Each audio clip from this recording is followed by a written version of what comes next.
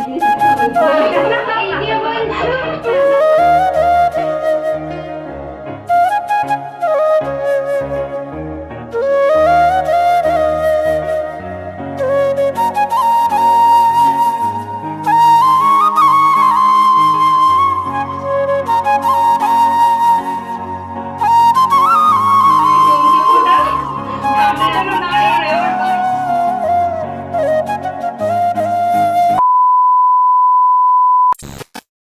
Everyone, কেমন আছো তোমরা সবাই? আশা করি তোমরা সবাই খুব ভালো আছো, আর আমরাও মোটামুটি ভালোই আছি। আজ ছিল ভাইষষ্ঠীর দিন, তো বাড়িতে সকাল সকালই রান্নার তোড়জোড় লেগে পড়েছে। আর এদিকে আমিও স্নান করে রেডি হয়ে রান্নাঘরে চলে এসেছি। আর রান্নাঘরে এসে দেখি কাকিমা লুচি বানাবে বলে ময়দাটা মাখছিল আর ডোগুলো করে দিচ্ছিল, আর আমি গোল করে দিচ্ছিলাম। আজ বাড়িতে সবাই কম বেশি ব্যস্ত, কারণ বাড়িতে যে অনেক কিছু আয়োজন হবে, বাড়িতে অনেকেই আসবে, মামা, পিসিরা, দিদিরা সবাই কম বেশি প্রায় আসবে। তো তাই সকাল সকাল সমস্ত কিছু করতে হচ্ছে। সকালের খাবার বানিয়ে আবার যে দুপুরের খাবারও বানাতে হবে, তাই সবাই হাতে হাতে কাজগুলো করে দিচ্ছে যাতে তাড়াতাড়ি একটু হয়। তাই আমিও সকাল সকাল ভিডিওটা অন করে ফেলেছি, কারণ আজকের দিনটা তোমাদের কাছে শেয়ার করব বলে। তো তোমরা ভিডিওটা কন্টিনিউ করো। আই হোপ তোমাদের ভিডিওটা খুব ভালো লাগবে, আর তোমরা কেউ কিন্তু স্কিপ করো। আজ ভাইদের ভাইফোঁটা দেওয়ার সময় দারুণ একটা মজার ব্যাপার ঘটেছিল, সবটাই তোমাদের কাছে শেয়ার করব। তো তোমরা কন্টিনিউ ভিডিওটা দেখতে থাকো। এখন আমরা চলে এসেছি দূর্বা তুলতে। মা বলল যে দূর্বাটা তুলে নিয়ে আসতে। তো বাড়ির চারধারে তেমন একটা ভালো দুর্ব ছিল না, তো তাই জেঠিমাদের বাড়ির কাছাকাছি চলে এসেছি। এখানে ভালো দুর্ব ছিল বলে তাই এখানেই তুলতে চলে এসেছি, আর সাথে করে বোনকেও নিয়ে এসেছি। তো এখানে দেখো আমরা দুই বোন মিলে দুর্বটা তুলে নিচ্ছি, আর তারপর বাড়িতে গিয়ে থালাটা রেডি করে নেব। এদিকে দেখো আমরা বাড়ি চলেও এসেছি, আর বোন লেগে পড়েছে চন্দনটা ঘুরতে, আর আমি এদিকে প্রদীপের সলতেটা করে নিচ্ছি। আর মা বললো ধানটা একটু পরে বের করে দেবে, আমরা টুকটাক করে রাখছি, তারপর মা করে নেবে। এদিকে দেখো থালাটা একটু সাজিয়ে নিয়ে রান্নাঘরে এসেছিলাম, আর রান্নাঘরে এসে দেখি যে লুচি ভাজা হচ্ছে। তো কাকিমা লুচি বেলছে আর মা লুচিটা দিচ্ছে, আর পিসি লুচি ভাজছে। তো আজ সবাই খুব ব্যস্ত। আর এদিকে দেখো ফ্রাইড রাইস হবে বলে সমস্ত সবজিও প্রায় কাটা হয়ে গিয়েছে। সমস্ত রান্না উনুনে আর গ্যাসে দুটো মিলিয়েই হচ্ছে। চলো তোমাদের কাছে শেয়ার করি আজকের সকালের জলখাবারের মেনু। ওদিকে তো দেখলেই যে লুচি ভাজা হচ্ছে, আর এদিকে হয়েছে কাবুলি ছোলার ঘুগনি, সিমুই, আর বাইরে থেকে মিষ্টি আনা হবে। এদিকে দেখো আমরা ওপরে চলে এসেছি, আর আজকে আমরা সব বোনরা মিলে ভেবেছি যে শাড়ি পরে সুন্দর করে সেজে ভাইদেরকে ফোঁটা দেব। কোনোবারেই না সুন্দর করে সেজে গুজে ভাইদেরকে ফোঁটা দেওয়া হয় না, তো নর্মাল জামা কাপড় পরেই ফোঁটা দেওয়া হয়। কিন্তু এইবারে একটু আলাদা। এটা হলো আমার পিসির মেয়ে, ওই বলেছিল যে এবারে শাড়ি পরে সবাই মিলে ফোঁটা দেব, তো তাই এরকম প্ল্যান। এদিকে দেখো ওকে আমি শাড়ি পরিয়ে দিয়েছি। ও তেমন একটা ভালো শাড়ি পরতে পারে না, তাই আমি ওকে পরিয়ে দিয়েছি, আর মেকআপও ওর করে দিয়েছি। যেরকম পারি সেরকমভাবেই ওর মেকআপটা করে দিয়েছি। এদিকে দেখো ওকে এখন জুয়েলারিটা পরিয়ে দিচ্ছিলাম। তো একটু পরে আমার বোনও চলে এসেছিলো, মানে আমার কাকুর মেয়ে। তো সবাইকে না সাজাতে সাজাতে আমারই অনেকটা লেট হয়ে গিয়েছিল, আর আমরা না সাজতে মানে বসেছিলাম ওই 9টা, 9:30, 10টার দিকে। তো অটোমেটিকলি দেরি হয়ে যাওয়ারই কথা। আমি ভেবেছিলাম যে খুব কম সময়ে হয়ে যাবে, কিন্তু না, ওই যে বলে না মেয়েদের সাজগুজ করতে একটু তো সময় লাগেই। আর জানো আজকের আমার ক্যামেরাম্যান হলো আমার ভাই, মানে আমার কাকুর ছেলে। তো ওকে সকাল থেকে ধরেছি যে তুই আমার ভিডিওগুলো সব করে দিবি। তো ও বলছিল যে আমি করবো না, তুই যা, তুই একা একাই কর। কিন্তু আমি ওর পিছন ছাড়ছিলামই না, শেষ পর্যন্ত ওকে রাজি করিয়েছিলাম ভিডিও করে দেওয়ার জন্য। তোমরাই বলো এতগুলো ভাই বোন থাকা সত্ত্বেও আমি কেন স্ট্যান্ড লাগিয়ে ভিডিও করব? আর ওরা যখন বাড়িতে থাকে না তখন আমি আমার মাকে বলি যে ভিডিওটা করে দেওয়ার জন্য, মানে একটু ক্যামেরাটা ধরে দিলেই হয়। তো আমি তেমন একটা তো লং ভিডিও বানাই না, ওই মাঝে মাঝে যখন বানাই তখনই মাকে বলি। আর না আমার না স্ট্যান্ড লাগিয়ে ভিডিও করতে তেমন একটা ভালো লাগে না, তো কেউ ভিডিও করে দিলে আমার খুব ভালো হয়। এদিকে দেখো ওদের দুজনকে পুরো রেডি করে দিয়েছি, আর কেমন হয়েছে অবশ্যই কিন্তু তোমরা কমেন্ট করে জানিও ওদের ফুল লুকটা। তো চলো এখন আমি রেডি হব। আর আমি না প্রচণ্ড তাড়াহুড়ো করে রেডি হচ্ছিলাম, কারণ অনেকটাই লেট হয়ে গিয়েছে, মানে এখন 12টা বাজতে আর কিছুটা সময়ই বাকি আছে। ওদিকে মা আমায় খুব বকছিল, কারণ অনেকটাই লেট হয়ে গিয়েছে, আমিও বুঝতে পারছি, কিন্তু কি আর করব বলো, আমরা ওই 9:30টার দিকে সাজতে বসেছি, আর দুজনকে সাজিয়েছি, অনেকটাই সময় লেগে গিয়েছে। তারপর আমি যেরকমভাবে হোক শাড়ি পরে নিয়েছি। এদিকে দেখো কলারটা পরে নিচ্ছি, আর এই কলারটা তো আমি তোমাদের কাছে শেয়ার করেছিলাম, ওই যে কিনে নিয়ে এসেছিলাম, তোমরা তো দেখেইছিলে।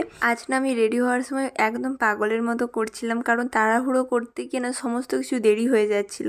আর মেকআপ টেকআপ তো তেমন কিছুই করিনি, মানে ওই শুধু লিপস্টিকটা লাগিয়েছি আর একটু কাজল লাগিয়েছি, ব্যাস এইটুকু। ভালো করে তো ক্রিমটা লাগানোরও আমার সময় হয়নি, এত তাড়াহুড়ো করে সমস্ত কিছু করছিলাম। এদিকে দেখো মা কানেরটা বের করে দিয়েছে, তো কানেরটা পরে নিচ্ছিলাম। আর এখন কানেরটা পরতেও না খুব কষ্ট হচ্ছিল, মানে অনেকটা টাইম লাগছিল পরতে। ওই যে সবাই বলে না যত বেশি তাড়াতাড়ি করবে তত বেশি দেরি হবে, ঠিক তেমন আমার সাথে সেরকমভাবেই ঘটে সমস্ত কিছুই। এদিকে দেখো অনেক যুদ্ধের পর কানেরটা পরা হয়ে গিয়েছে, আর এত তাড়াহুড়ো করে আমি সমস্ত কিছু করছি না। এদিকে দেখো গয়নাটাও পরে নিয়েছি, মানে আংটিটা ছিল সেটাও পরে নিয়েছি। এখন শুধু কপালের টিপ আর সিঁথিতে সিঁদুর পরলে আমি পুরো রেডি। এখন দেখো আমি সিঁদুর পরছি, আর সিঁদুরটা আমি লিকুইডই পরছি, কারণ গুঁড়ো সিঁদুর আমি একটু কম পরি, কিন্তু আমার গুঁড়ো সিঁদুর পরতে ভালো লাগে। আর গুঁড়ো সিঁদুর পরলে না আমার পুরো কপালটা মানে সিঁদুর সিঁদুর এরকম হয়ে যায়।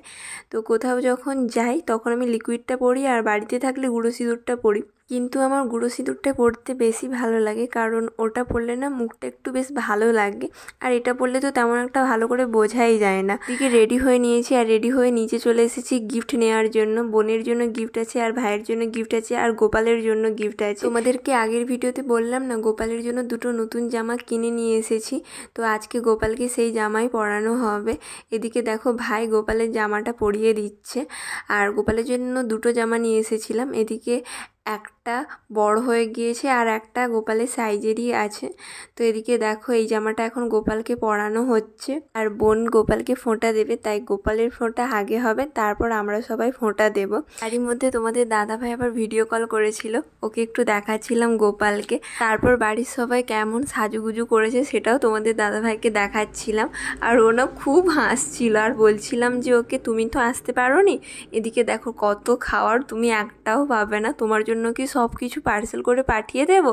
ও তখন বলছিল হ্যাঁ হ্যাঁ পাঠিয়ে দাও। ও না এই সমস্ত দিনগুলোকে না খুব মিস করে, কারণ এই সমস্ত দিনগুলোতেও থাকতে চায় কিন্তু কখনোই ছুটি পায় না। আমাদের বিয়ের প্রথম বছরও ছুটিতে এসেছিল পুজোর সময়, প্রায় 6 মাসেরও বেশি দিন পরেও ছুটি পেয়েছিল, তাও অনেক কষ্টে অনেক কিছু ম্যানেজ করেই ছুটিটা পেয়েছিল। পুজোর সময় তেমন একটাও কোনো দিনই ছুটি পায় না, ভাগ্যক্রমে সেই বছর এসেছিল। খুব মজা করেছিলাম সেই বছরটা, আর নিজের হাতেও সমস্ত কিছু ম্যানেজ করেছিল। আর ওর তো কোনো দিদি বা বোন নেই, তাই বাড়িতে না সেরকমভাবে ভাইষষ্ঠীটা সেলিব্রেট করা হয় না। যাই হোক, এখন ভাইদেরকে গিফট দেওয়ার পালা। তো ওকে একটা জামা দিয়েছি, আর আমার ভাইকেও একটা জামা দিয়েছি, কিন্তু সেটা আমি ক্যাপচার করিনি, কারণ আমার ভাই তেমন একটা ভিডিও করতে চায় না। এদিকে দেখো বোনকে দিয়েছি একটা গ্রাউন। তো আমি সবাইকে সবার পছন্দ মতোই জামা কিনে দিয়েছি। আমি ওদেরকে দোকানে নিয়ে গিয়েছিলাম, বলেছিলাম যে তোদের কোনটা পছন্দ তোরা নিয়ে নে।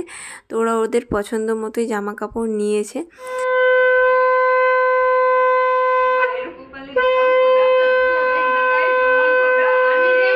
এদিকে দেখো ভাইদেরকে ফোঁটা দেওয়ার জন্য বসে পড়েছি, কিন্তু ফোঁটা দেওয়ার যে মন্ত্রটা সেটাই ভুলে গিয়েছিলাম। ওই যে ভাইয়ের কপালে দিলাম ফোঁটা, জমের দুয়ারে পড়লো কাঁটা, যমুনা দেয় জমকে ফোঁটা, আমি দিই আমার ভাইকে ফোঁটা, এই মন্ত্রটাই আমি তখন ভুলে যাচ্ছিলাম। তাই পাশ থেকে পিসিরা আমায় বলে দিচ্ছিল যে এইভাবে বল। তো এখন আমার মনে আছে, কিন্তু তখন মনে পড়ছিল না। এখন দেব ছোট ভাইকে ফোঁটা। তো এখন একটা মজার জিনিস বলবো, সেটা শুধু তোমরা শোনো। একটা মন্ত্র, যমুনা দেয় জমকে ফোঁটা, এই কথাটা বলা মাত্র বাড়ির সবাই খুব হেসেছিল, মানে আমারও খুব হাসি পেয়েছিল। আমি ভেবেই রেখেছিলাম যে ওকে এইভাবে একটা মন্ত্র বলবো, আর ও কোনোভাবেই গেস করতে পারেনি যে ওকে আমি এরকম ভাবে কিছু বলবো।